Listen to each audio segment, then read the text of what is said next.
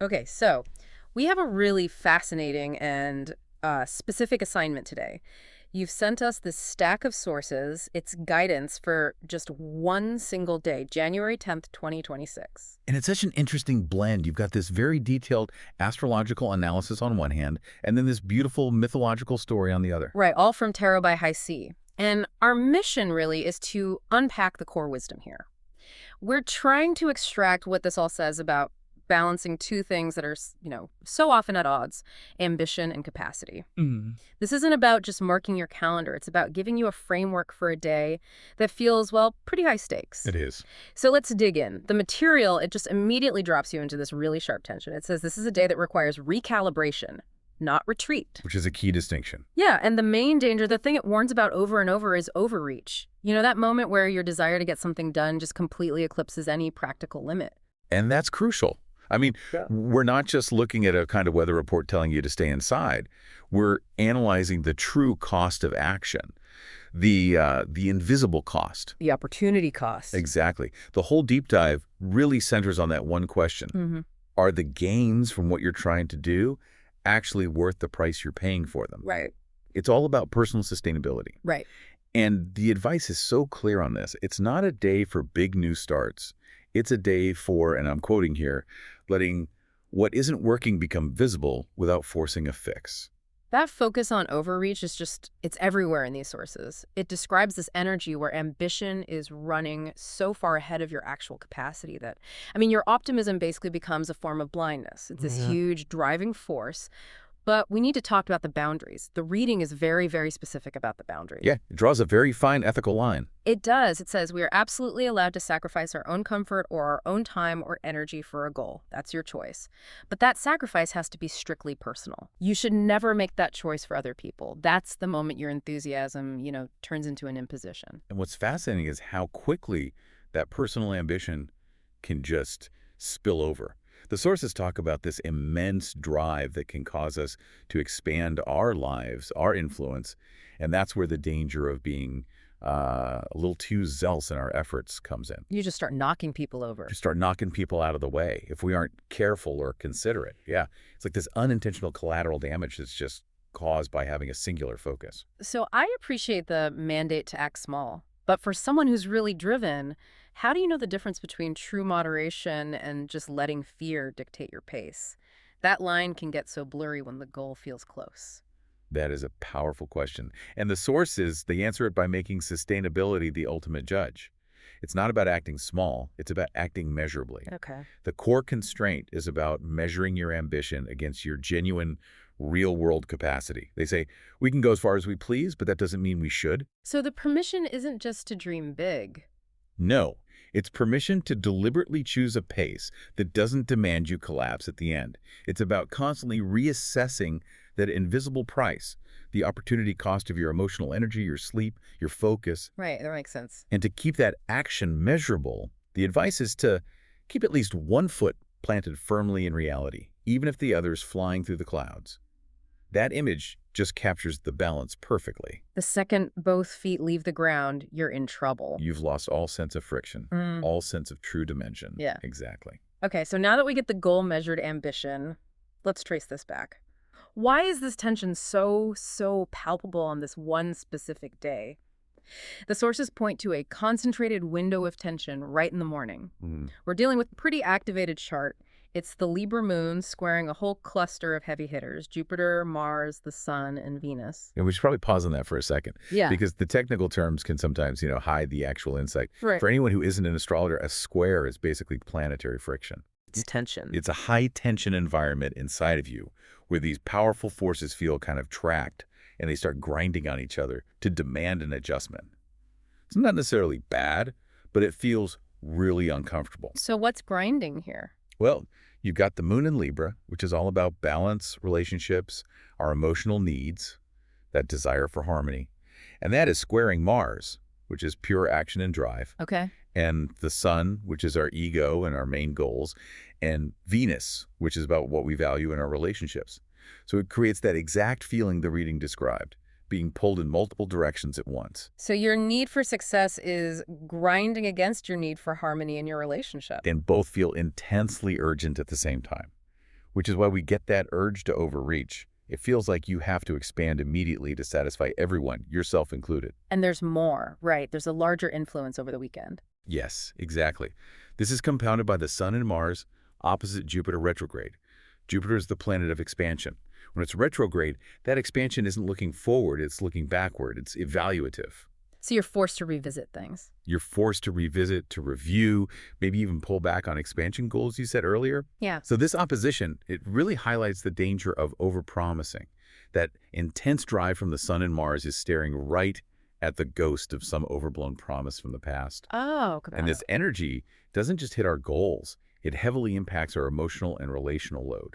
The planetary friction, especially with the Libra moon and Venus in the mix, makes sure that old needs, family patterns, emotional expectations, they all rise right to the surface. It's like all the deferred maintenance in your personal life just decides to stage a protest. A very noisy protest, yeah. So that brings us right to the idea of emotional debt. The deep dive talks about the specific struggles you might face here. Emotional overload, that classic guilt about prioritizing work over a family member. Or just deep frustration with people who always expect you to be available. Is this basically a mythological way of saying set boundaries with your family, or is it deeper? It's deeper, because the source material defines this as an internal pattern, the belief that you are the one who must carry these things. Oh, interesting. The emotional debt collector is often your own sense of self-worth, and the guidance is so clear. We can care deeply without drowning in responsibility. The emotional weight of other people becomes that invisible thing that pushes you past your breaking point. And there's a serious warning attached to all this. If you cut corners while you're being ambitious, say you're careless with money, or push past professional roles, that concentrated tension acts like a spotlight. Right. The sources say that legal or ethical issues could reach a climax. The consequences become visible.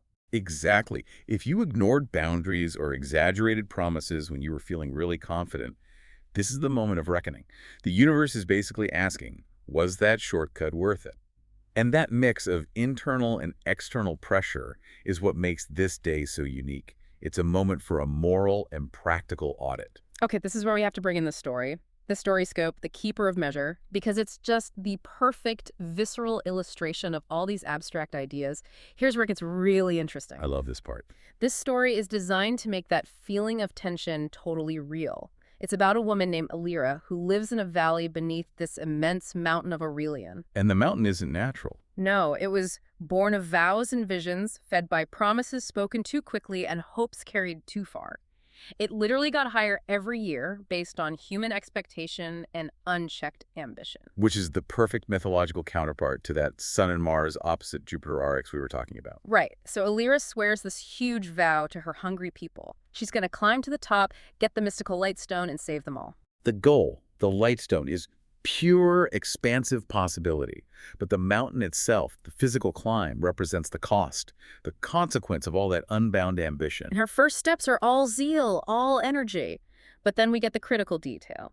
The higher she climbs, the heavier her pack gets. And this is that invisible burden we were just talking about. Her pack wasn't heavy with rope or food. No, it bulged with invisible things. And the sources list them: unspoken obligations, ancestral debts, the ache of being needed by too many voices at once. This is the deep psychological cost of overreach, isn't it? It is. It's not just being tired. It's inherited patterns of sacrifice. The whisper she hears from the stones when she stops, if you can climb higher, why wouldn't you? That's the voice of unmeasured ambition. It's the pressure that drives you past self-care. It's the belief that capacity is always infinite if your willpower is strong enough. And that is when she meets the core insight of the whole story, this ancient figure, the keeper of the line. He's just sitting where the solid rock gives way to mist. Balanced perfectly. Perfectly. One foot planted on stone, the other suspended in air. He is the living embodiment of that astrological guidance. Absolutely. And the conversation between them is the central lesson on capacity management. The keeper asks her where she's going, and she gives that unbound, ambitious answer, as far as I can. And his response just cuts right through all that zealotry. That is not an answer. He's challenging the very definition of her goal. Right. And when Ilyra gets defensive and says she has to save my people, the keeper asks the one question that hits home for anyone with a bit of a savior complex. All of them. All of them. And that silence that follows where the mountain sighs, That's the moment of reckoning. The keeper gives her the ultimate lesson on sustainable care. He says you cannot, and you were never meant to. He redefines failure for her. She says, if I stop, I fail. And he corrects her, if you never stop, you will break. He identifies collapse, not slowing down, as the true failure state. But she doesn't listen, not at first. She steps right past him, determined to keep going, choosing will over measure, and the consequence is immediate. The storm. The storm came without warning. But it's not a real storm. It's the external manifestation of her internal state.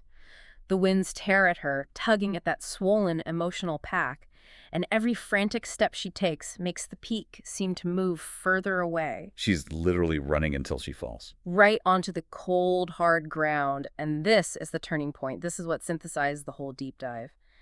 Lying there, beaten and exhausted, she finally stops making vows. She stops asserting what must be done, and she asks the only question that matters. What is realistic? What is realistic? That question is the aha moment. Her fall, her question.